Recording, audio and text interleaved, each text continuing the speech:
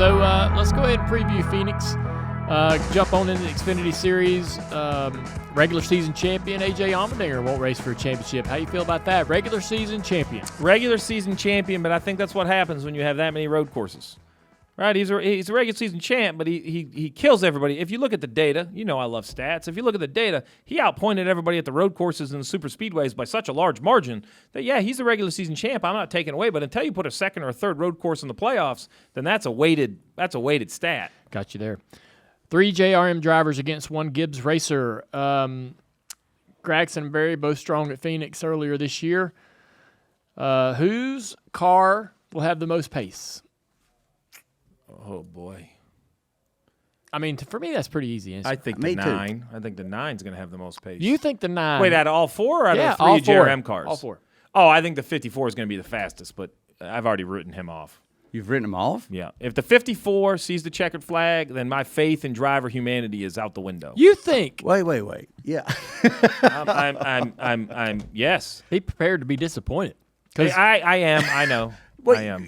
Does that mean that you're? I have no confidence. That a driver will try to, race him hard. I guess that, and let me clear up. I don't want to. I'm not saying wreck the poor guy. Yeah. It's dangerous, but just he should never have a clear exit or a clear entry or whatever. But you better do it early because back to your original question, I think the 54 will have the most pace. Yeah, you're not going to see him long. I think the 54 in general has been one of the fastest cars. Everywhere. Kind of everywhere. Yeah, I feel the same way. So the 54, maybe JRM at the big tracks, but anywhere like Phoenix for sure. There have been some mile and a half where the JRM cars are just better. I really didn't want to believe that till mid part of the season that we had actually eclipsed Gibbs at any consistent manner. But there were some times this year where we certainly were.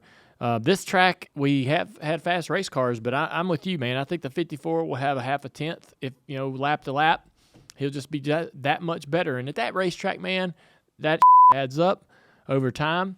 I'm with you. If you're going to try to make it difficult on the 54, you better do it quick. You better not wait and think you're going to get that chance at the end of this race. If you're going to race him hard, cost him some track position, whatever it is. I will tell you that I talked to my 4 guys post Martinsville, and I said, listen, I said we're not dumping nobody this weekend. I said, we're going to try to win that championship. We're damn sure not going to let that 54 win it, but we're going to walk out of there with our heads up. We're not going to win it. We're not going to win that championship and be embarrassed by how we did it. I'm not done talking to him because I got Sam. Sam's got nothing to lose, and he doesn't like the kid anyways. I was going to say, if there's one guy out there that can. I was going to say, can I really? Yeah. Really? I mean, it wouldn't take much. So Sam's like, I got this. I'm telling you. Yeah, but and so outside, if those 4 are off if those 4 are not. But I think the 19 people do not. I don't think that Brandon will do anything. He's too good a guy. He is a very good guy, but I would have thought the same way if he would have got out ranting and raving. Because that's he was so crushed. When you watch his interview, it's not fist slamming down, I'm going to do this. No. There was an embrace with his significant other, and there was this moment where this wasn't fury. This was heartbroken. Yeah, he was hurt. And I'm going to tell you that's when people do crazy stuff. You're right. It's not when you're mad, it's when you're heartbroken. That'll linger. And if he's heartbroken, if he thought this was his chance, that's the one you have to. It's not he's on my list. Let me tell you, that Christmas list is so long, ain't nobody filling a present, ain't nothing happening. Yeah. But he didn't threaten at all. That's the one you got to be careful of. I got your point. Between the 3 JRM drivers, you feel like Noah has the strength? I think Noah has the strength, the swagger, the most relaxed. I thought at one point some of it was a little of a charade to kind of take the edge off. He's won me over. Now I don't get to spend a lot of time with Noah away from the racetrack, so I can only judge kind of what I see publicly. And I'm like, man, I've kind of done this. You build a persona, so you can kind of avoid some of the pressures and some of this. Nope.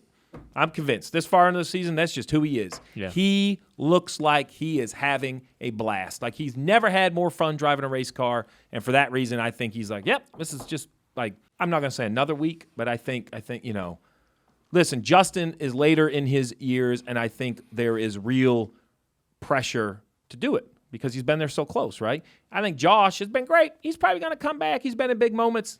But I think Noah's kind of, man, he's bar the door. Here I come. Yeah. I'm going to make a show Justin's of it. really good at Phoenix, too. Well, the problem you really have is you can't handicap these 4. We're very thankful to have 4 great ones. Nobody snuck through. Right. There's not a sneak-through driver in Right. this mess. For me, Josh will have to focus on qualifying. His qualifying's kind of been hit or miss. Yep. That cost him a lot of track position early, and at a racetrack where it's a quick race. It's not a very long race. Mm-hmm. You'll hurt your adjustments. You run in traffic. You're like one adjustment behind the guy who's out there running the front 3. You can really dial your cars right in. Yep. For sure. And then when you get toward the front in the top 5, it's harder and harder to pass those guys because these other 3 will be in the top 5. Yeah, I think the championship's actually going to be decided on a pit stop or a restart because I think wherever you drop them on the racetrack, they are so good. Someone's not going to make a mistake and let the other guy by. I just believe someone's either going to have to, the best guy's going to have a mistake on a pit stop, or somebody's going to do something like Kyle Larson last year won the Cup Series championship first off pit road. I think it's going to look a lot the same way in the Xfinity Series. Yeah. Let's move on to the Cup Series. Joe Logano, Chase Elliott, Ross Chastain, Christopher Bell. Yeah. I mean, I'm surprised by, obviously no Denny Hamlin. I thought that Denny was going to make it. Obviously, I was shocked by Ross's performance in the playoffs. I thought that the series had caught up with them mid-season, but they came on strong and put the points together to get there. Joe Logano, for me, hit or miss. He's not a threat. I mean, he could win. All these guys are good, right? They could absolutely win. But when I look at this, Christopher Bell has done it when it needed to get done. Twice. Yep. Ross Chastain is crazy. If he's within reach, he's going to raw ride to the win. Yeah. Chase Elliott, you just never know. I mean, they're very strong. Joey, to me, is the weakest. They show up, they win races, but then they'll run 5th to 10th, and that ain't quite good enough. I think they're consistent prep. So I think the 22, why I don't feel they're going to be so weak is because they've been in for 2 weeks. Yeah. I think they've put 0 care into Martinsville and even less into Miami. I think they've been working on Phoenix since the day they left. What was it, Las Vegas? Is that where they won? Yeah. They've been like that's it. They've already been moved forward. So I think that makes them dangerous because there's a 60-minute practice. So they've had 3 weeks to prep on what they're going to do for those 60 minutes. How are they going to use that track time better than the other guys? Like, he's already been moving forward. Yeah. I mean, I can handicap them all. I think the 22 could win it because of that. I think the 9 can win it because Allen and Chase, through the entire ups and downs of being the most popular guy and making mistakes, they have never, ever, ever been divided. I mean, those guys have been in lockstep. So when you get pushed into the biggest situations, plus with Hendrick Motorsports being out, they're going to have the power of their whole company behind it. Same kind of argument for the 20, right? All of Joe Gibbs Racing is kind of behind the 20 car. You mentioned Christopher Bell. The concern of Christopher Bell is his emotional bucket empty? I mean, this guy's been on a roller coaster for the last 6 weeks. Yeah. It can be momentum, but it can also be exhausting. It can kind of go both ways. Yeah. And then the one. I mean, yeah. Why? They all have a mantra. What did the one say? Why not us? Well, I'm starting to believe that too. Why not them? Ross almost won earlier in Phoenix. Does it matter to you who ran well at Phoenix almost a year ago? Nope. Yeah. No, I think you're better off to know who's going to run good next spring from this race. They're so far apart, the 2 Phoenix races, car development. None of that seems to matter. I mean, Chase Briscoe won it, and, I don't have him the favorite by any means. I think it'd be fine, but. Yeah. Regardless of what happens in the championship season with Christopher Bell, he has finally found a way to rise to the occasion to finish races.